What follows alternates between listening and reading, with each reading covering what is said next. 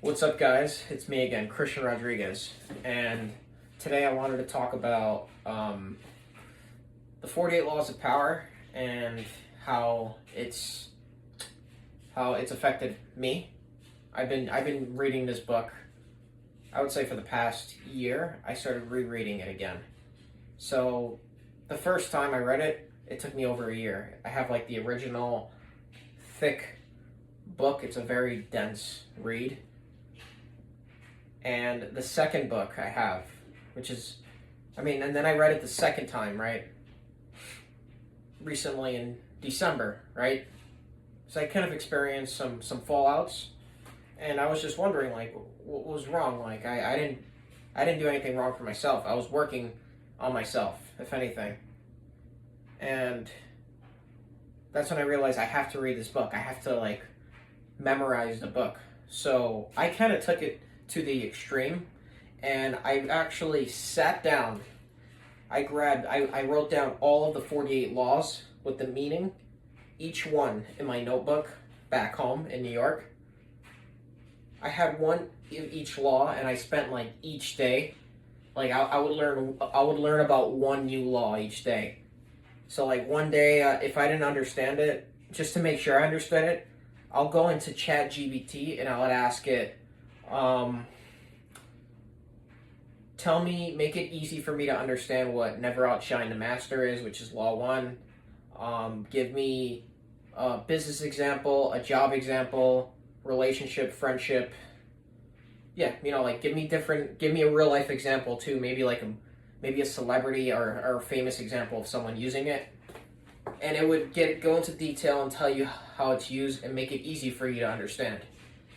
And the reason why I'm talking about this, because I'm rereading this book. I actually got the concise edition, which I highly recommend it. But I'm rereading this book.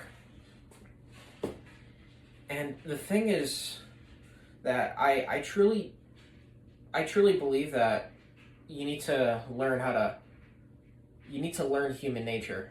People need to understand human nature. And I think that's the thing that most people often exploit, most people underestimate human nature. People think that, like, if you understand human nature, you're basically playing chess while everyone else is playing checkers. So, and plus you anticipate what happened. You anticipate why there was envy. Because it's not logical. The thing about it is we're not logical creatures. We're not. We may do logical things, or we say we do, but we're not logical. A lot of shit we do isn't emotional, right?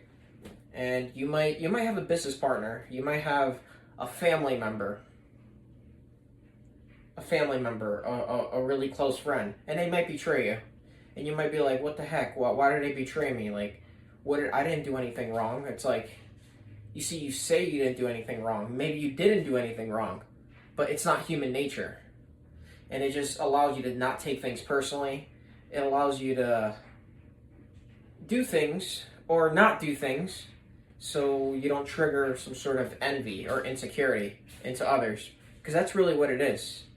It really comes from other people's insecurities or envies or fears or doubts, right? Like, my favorite law in the book is infection, avoid the unhappy and unlucky.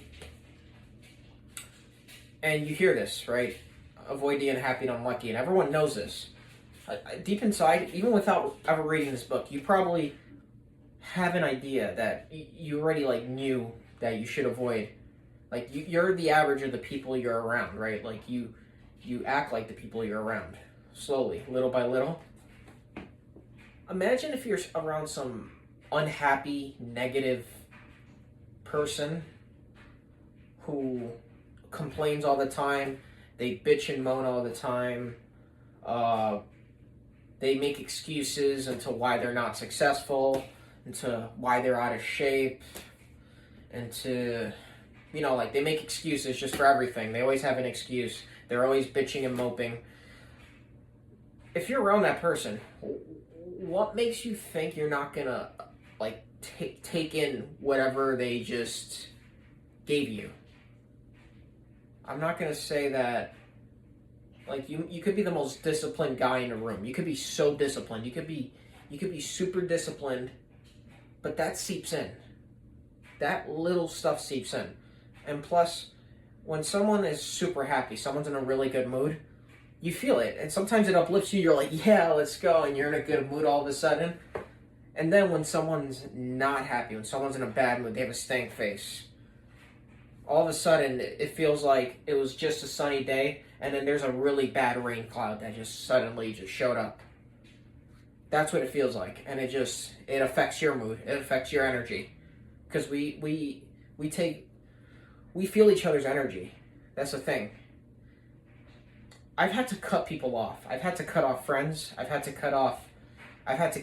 create distance from family members because I've sensed envy. I've sensed I've sensed like a negative feeling. I've sensed, okay, this person deep inside wants me to fail. And that's why I truly believe everyone should read this book. I don't care when people say it's manipulative.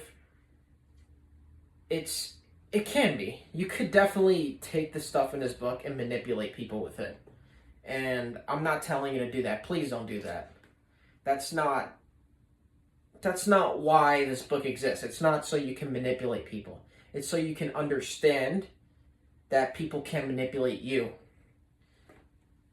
And you could even use this book to help other people. You can use it to help your life and help other people's lives. You could think of it as a weapon. You can use this. I've heard Brandon Carter say this before, but he says you can use it to stab people. You could use a knife to stab someone, or you can use it to chop up food so you could feed kids in an orphanage. So that's what you could definitely do with a book like this. So I don't want you to think that it's manipulative. It's not that it's manipulative. Like, I'm sure, yes, of course, there's a lot of things that can be manipulative with this book. But that's not the point of it. The point of it is so you can understand human nature. That's really the point of how you navigate life without triggering envy. You could be the nicest guy in the world, and you'll still trigger some sort of bullshit, some sort of power struggle from someone who's insecure. And that's what this book teaches you. If you're not a big reader, first of all, I don't recommend the audiobook. And here's the reason why. First of all, this book is dense. Right? This book is very dense. The language is a bit different. I enjoy it because I've been reading for a while, so I genuinely enjoy it.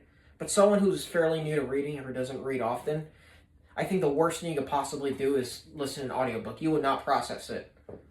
At least I won't. It doesn't work with me. With me, I will space out if I listen to a book like this in an audiobook. But if you're not a big reader, get the concise edition. It's small. It gets straight to the point. You don't have to read the stories. You can understand it. And do what I did if you really want to learn it. Go on ChatGPT and have, maybe as you're reading a law, you go to ChatGPT and you tell it how you best understand it. But yeah, I'll leave it at that. I highly recommend you read this book. And comment below. Let me know what you guys think. Have you guys done the same thing? Have you guys read this book? What do you guys think? Are you guys feeling skeptical about reading it? Just comment below. Let me know what you guys think. Take care.